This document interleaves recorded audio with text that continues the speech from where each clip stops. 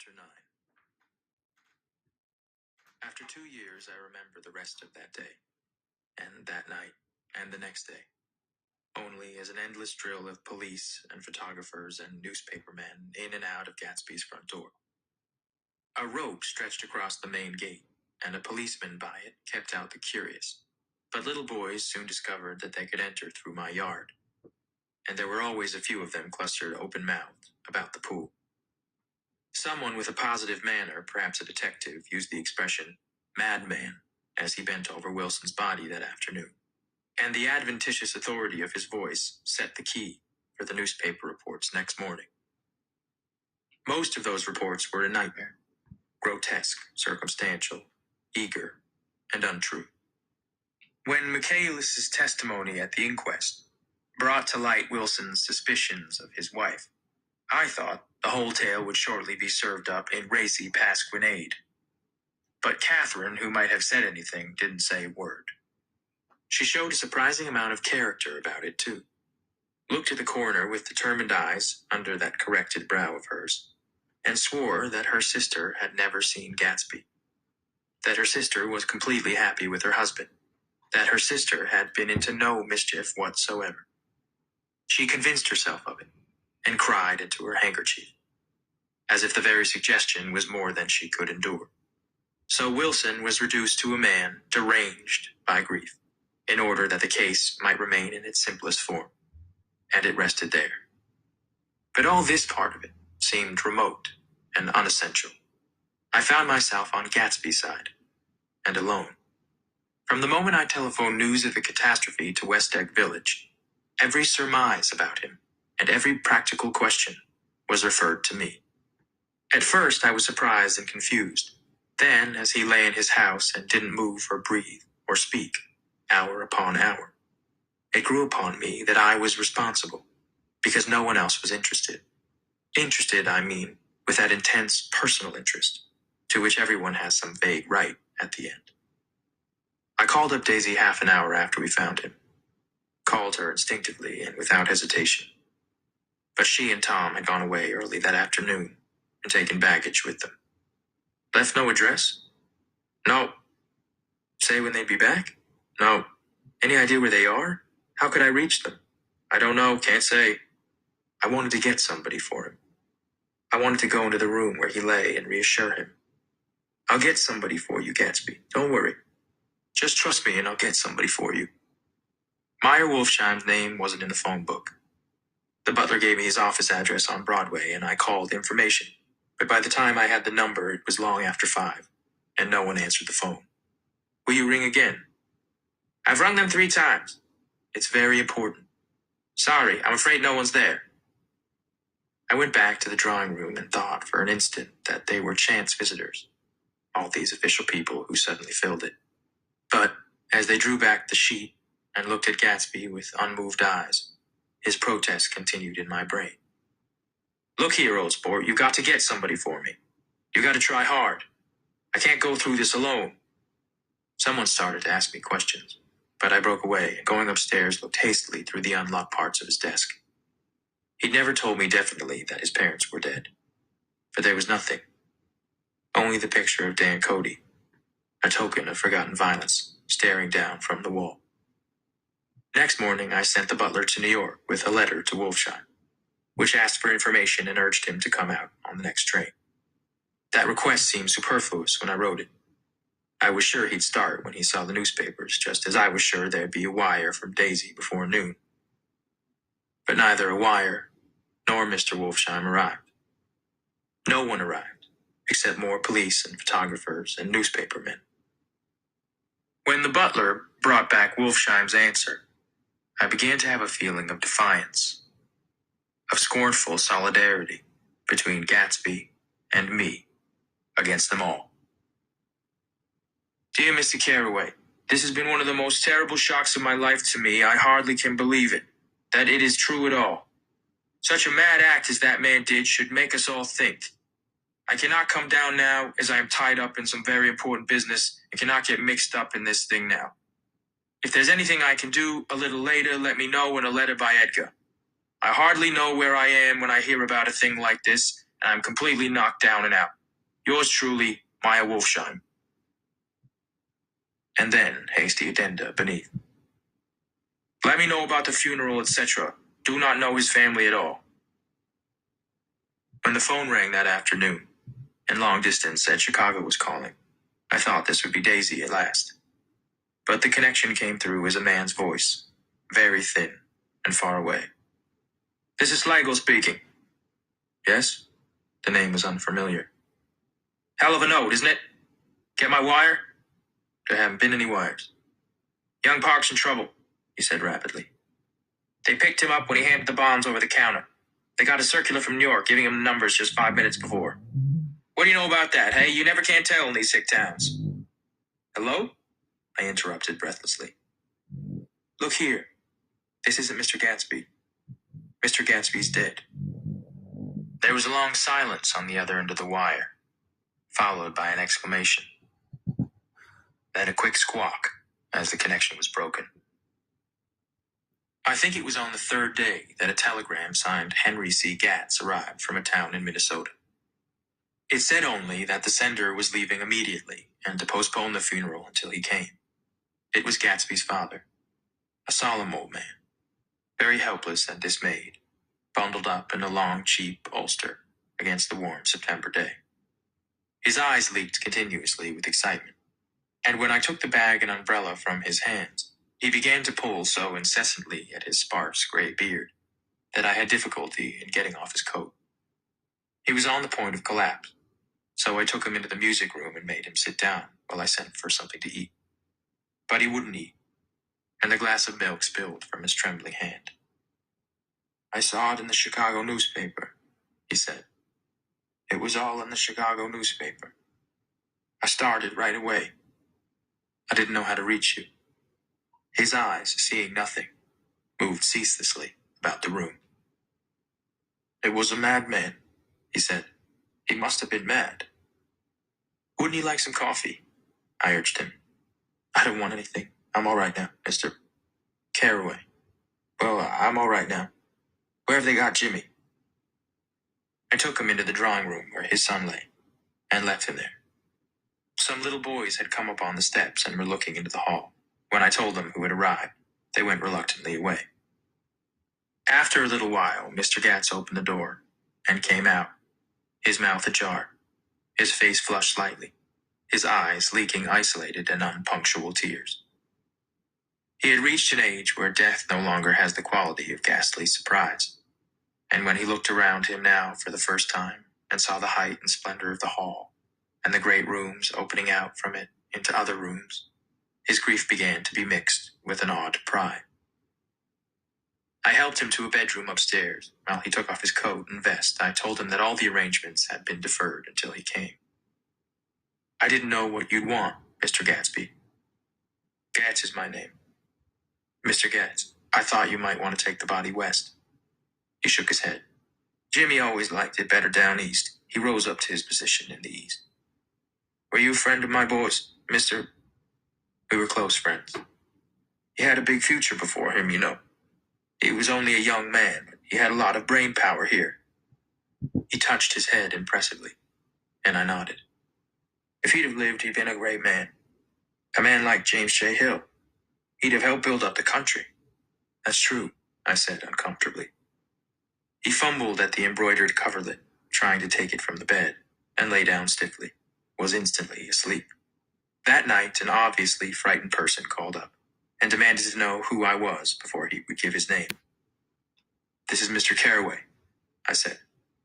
Oh, he sounded relieved. I was relieved too, for that seemed to promise another friend at Gatsby's grave. I didn't want it to be in the papers and draw a sightseeing crowd, so I'd been calling up a few people myself. They were hard to find.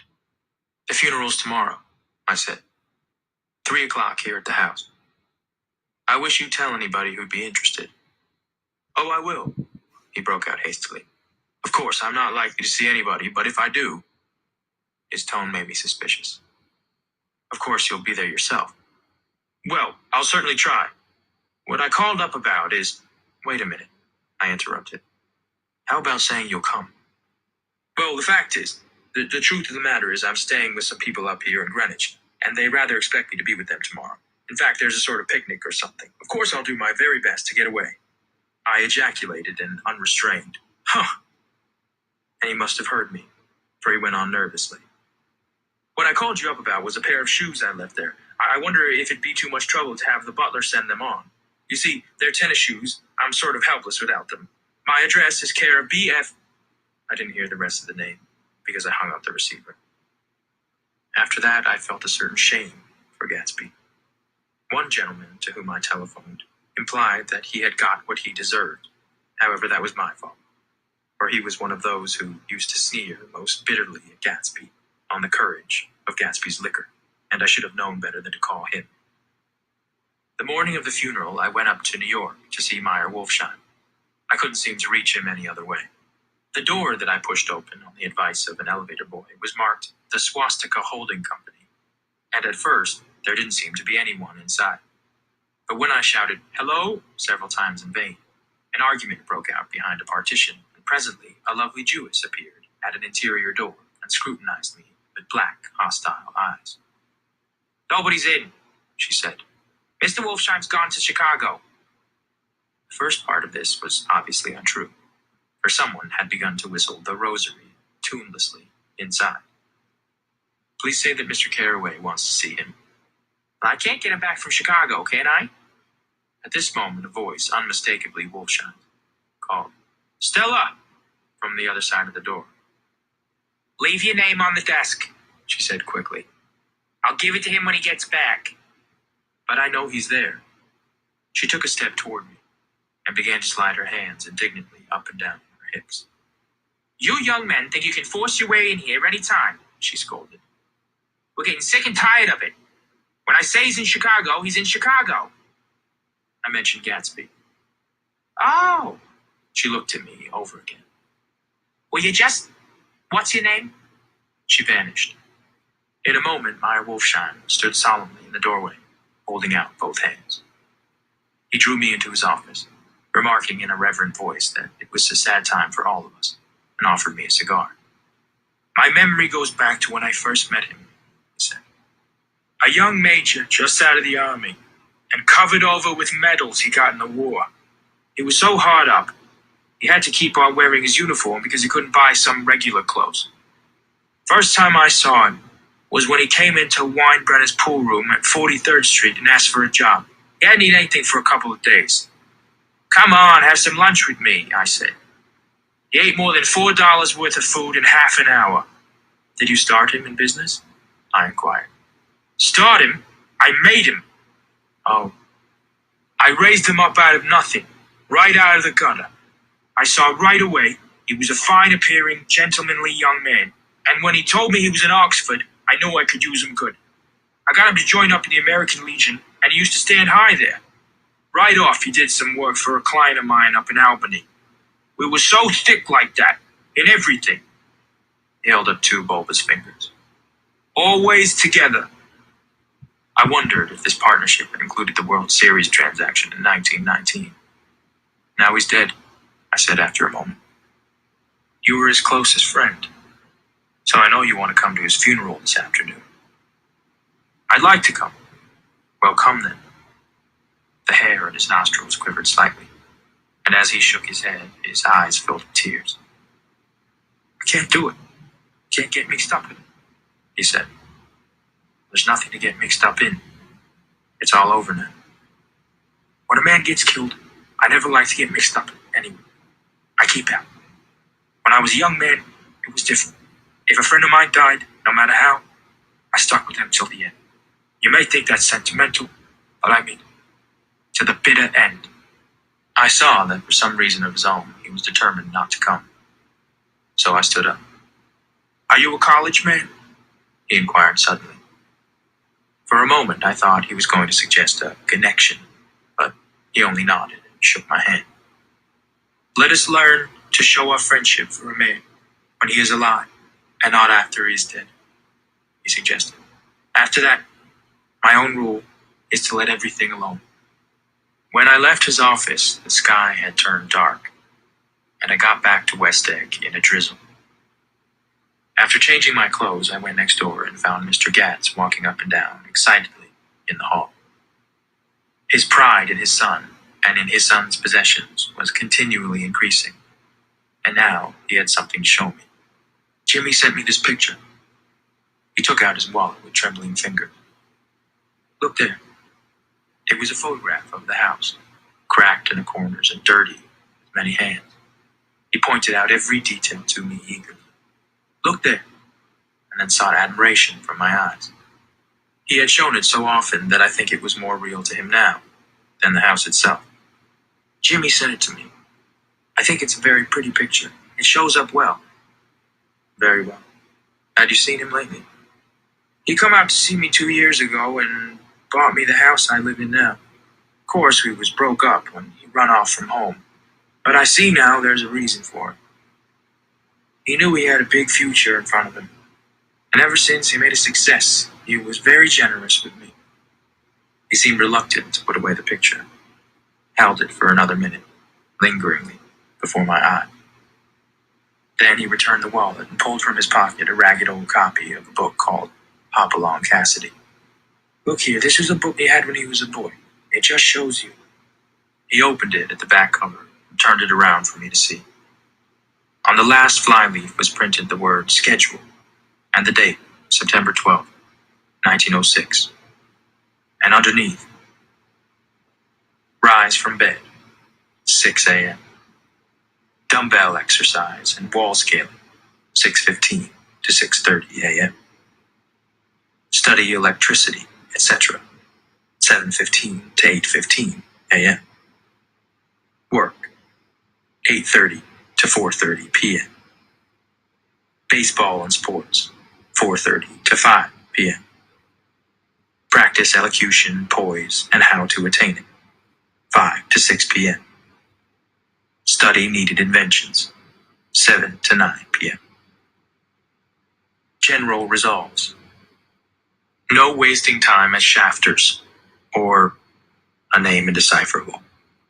No more smoking or chewing. Bath every other day. Read one improving book or magazine per week. Save $5, crossed out, $3 per week. Be better to parents. I come across this book by accident, said the old man. It just shows you, don't it? It just shows you. Jimmy was bound to get ahead. He always had some resolves like this or something. Do you notice what he's got about improving his mind? He was always great for that. He told me I ate like a hog once, and I beat him for it. He was reluctant to close the book, reading each item aloud and then looking eagerly at me.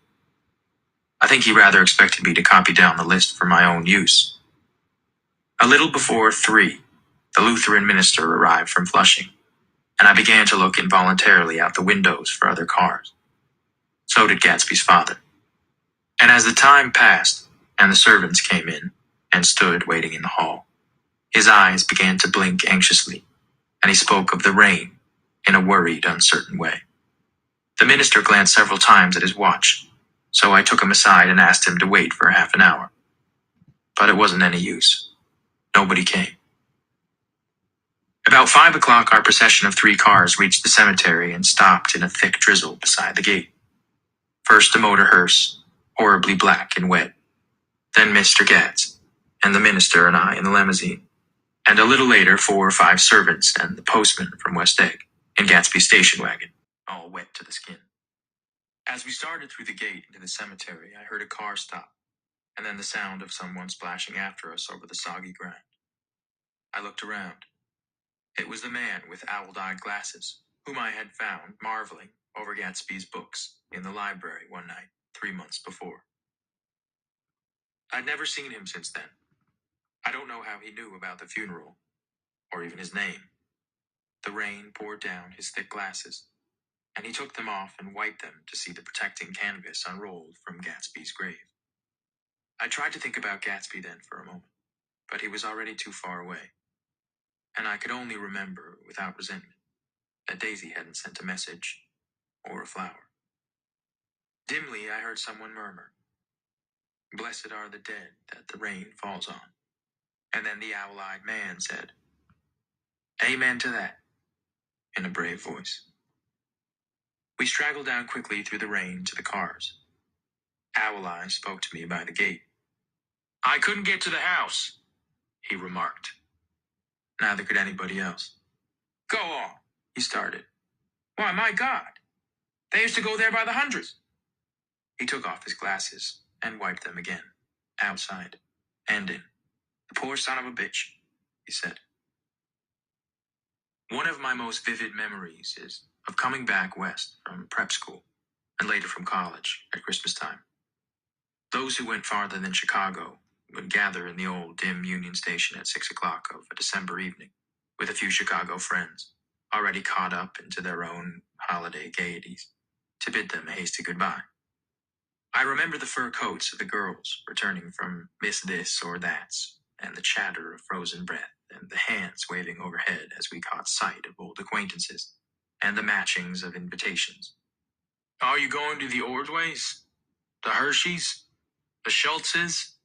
And the long green tickets clasped tight in our gloved hands.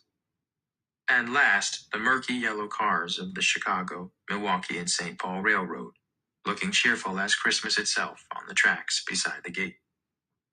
When we pulled out into the winter night, and the real snow, our snow, began to stretch out beside us and twinkle against the windows, and the dim lights of small Wisconsin stations moved by, a sharp wild brace came suddenly into the air. We drew in deep breaths of it as we walked back from dinner, through the cold vestibules, unutterably aware of our identity with this country for one strange hour, before we melted indistinguishably into it again.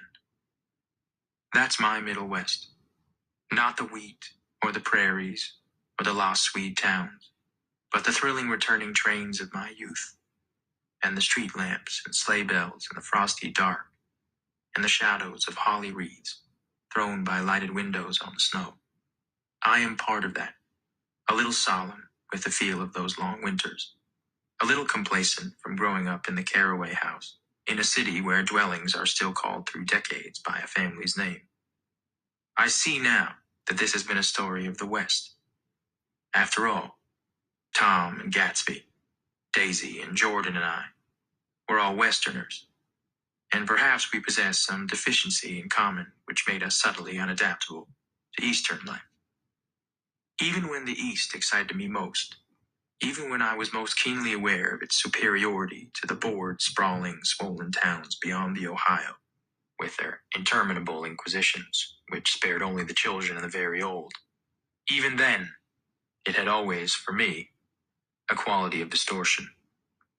West Egg, especially, still figures in my more fantastic dreams. I see it as a night scene by El Greco. 100 houses, at once conventional and grotesque, crouching under a sullen, overhanging sky and a lustreless moon. In the foreground, 4 solemn men in dress suits are walking along the sidewalk with a stretcher on which lies a drunken woman in a white evening dress. Her hand, which dangles over the side, sparkles cold with jewels. Gravely, the men turn in at a house, the wrong house. But no one knows the woman's name, and no one cares. After Gatsby's death, the East was haunted for me like that, distorted beyond my eyes' power of correction. So when the blue smoke of brittle leaves was in the air, and the wind blew the wet laundry stiff on the line, I decided to come back home. There was one thing to be done before I left, an awkward, unpleasant thing that perhaps had better have been left alone. But I wanted to leave things in order, and not just trust that obliging and indifferent sea to sweep my refuse away. I saw Jordan Baker, and talked over and around what had happened to us together, and what had happened afterward to me. And she lay perfectly still, listening, in a big chair. She was dressed to play golf, and I remember thinking she looked like a good illustration, her chin raised a little jauntily, her hair the color of an autumn leaf, her face the same brown tint as the fingerless glove on her knee. When I had finished, she told me without comment that she was engaged to another man. I doubted that, though there were several she could have married at a nod of her head. but I pretended to be surprised. For just a minute, I wondered if I wasn't making a mistake. Then I thought it all over again quickly and got up to say goodbye. "Nevertheless, you did throw me over," said Jordan suddenly. "You threw me over on the telephone. I don't give a damn about you now. But it was a new experience for me, and I felt a little dizzy for a while." We shook hands. "Oh, and do you remember," she added, "a conversation we had once about driving a car?" "Why, not exactly." "You said a bad driver was only safe until she met another bad driver?" "Well, I met another bad driver, didn't I? I mean, it was careless of me to make such a wrong guess. I thought you were rather an honest, straightforward person. Oh, I thought it was your secret pride." "I'm 30, I said. "I'm 5 years too old to lie to myself and call it honor." She didn't answer. Angry and half in love with her, and tremendously sorry, I turned away. One afternoon in late October, I saw Tom Buchanan. He was walking ahead of me along Fifth Avenue in his alert, aggressive way, his hands out a little from his body, as if to fight off interference, his head moving sharply here and there, adapting itself to his restless eyes. Just as I slowed up to avoid overtaking him, he stopped and began frowning into the windows of a jewelry store. Suddenly, he saw me and walked back, holding out his hand. "What's the matter, Nick? Do you object to shaking hands with me?" "Yes, you know what I think of you." "You're crazy, Nick," he said quickly. "Crazy as hell. I don't know what's the matter with you." "Tom," I inquired, "what did you say to Wilson that afternoon?" He stared at me without a word, and I knew I had guessed right about those missing hours. I started to turn away, but he took a step after me and grabbed my arm. "I told him the truth," he said. "He came to the door while we were getting ready to leave, and when I sent down word that we weren't in, he tried to force his way upstairs. He was crazy enough to kill me if I hadn't told him who owned the car. His hand was on a revolver in his pocket every minute he was in the house." He broke off defiantly. "What if I did tell him? That fellow had it coming to him. He threw dust into your eyes just like he did in Daisy's. But he was a tough one. He ran over Myrtle like he'd run over a dog and never even stopped his car." There was nothing I could say, except the one unutterable fact that it wasn't true. "And if you think I didn't have my share of suffering, look here. When I went to give up that flat and saw that damn box of dog biscuits sitting there on the sideboard, I sat down and cried like a baby. By God, it was awful.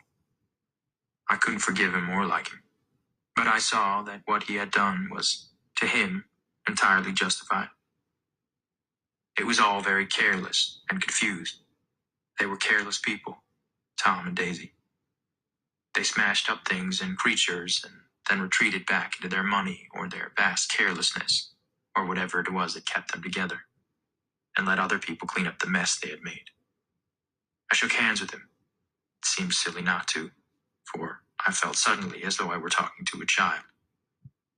Then he went into the jewelry store to buy a pearl necklace, or perhaps only a pair of cuff buttons, rid of my provincial squeamishness forever. Gatsby's house was still empty when I left. The grass on his lawn had grown as long as mine. One of the taxi drivers in the village never took a fare past the entrance gate without stopping for a minute and pointing inside. Perhaps it was he who drove Daisy and Gatsby over to East Egg the night of the accident, and perhaps he had made a story about it, all his own. I didn't want to hear it, and I avoided him when I got off the train. I spent my Saturday nights in New York, because those gleaming, dazzling parties of his were with me so vividly that I could still hear the music and the laughter, faint and incessant, from his garden, and the cars going up and down his drive. One night I did hear a material car there, and saw its lights stop at his front steps. But I didn't investigate. Probably it was some final guest who had been away at the ends of the earth, and didn't know that the party was over. On the last night, with my trunk packed and my car sold to the grocer, I went over and looked at the huge, incoherent failure of a house once more. On the white steps, an obscene word, scrawled by some boy with a piece of brick, stood out clearly in the moonlight, and I erased it, drawing my shoe raspingly along the stone. Then I wandered down to the beach, sprawled out on the sand. Most of the big shore places were closed now, and there were hardly any lights except a shadowy, moving glow of a ferry boat across the sound. And as the moon rose higher, the inessential houses began to melt away, until gradually I became aware of the old island here, that flowered once for Dutch sailors' eyes, a fresh green breast of the New World. Its vanished trees, the trees that had made way for Gatsby's house, had once pandered in whispers to the last and greatest of all human dreams. For a transitory enchanted moment, man must have held his breath in the presence of this continent. Compelled into an aesthetic contemplation, he neither understood nor desired. Face to face for the last time in history with something commensurate to his capacity for wonder. And as I sat there brooding on the old, unknown world, I thought of Gatsby's wonder when he first picked out the green light at the end of Daisy's dock. He had come a long way to this blue lawn, and his dream must have seemed so close that he could hardly fail to grasp it. He did not know that it was already behind him, somewhere back in that vast obscurity beyond the city, where the dark fields of the Republic rolled on under the night. Gatsby believed in the green light, the orgastic future that year by year recedes before us. It eluded us then, but that's no matter. Tomorrow we will run faster, stretch out our arms farther. And one fine morning, so we beat on, boats against the current, borne back ceaselessly into the past.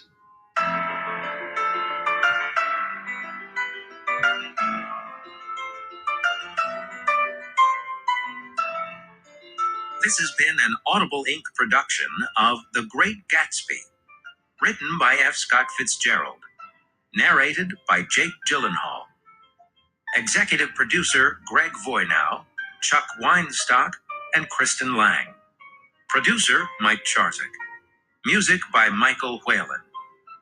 Copyright 1925 by Charles Scribner's Sons. Copyright renewed 1953 by Francis Scott Fitzgerald Lanahan. Production copyright 2013 by Audible Inc.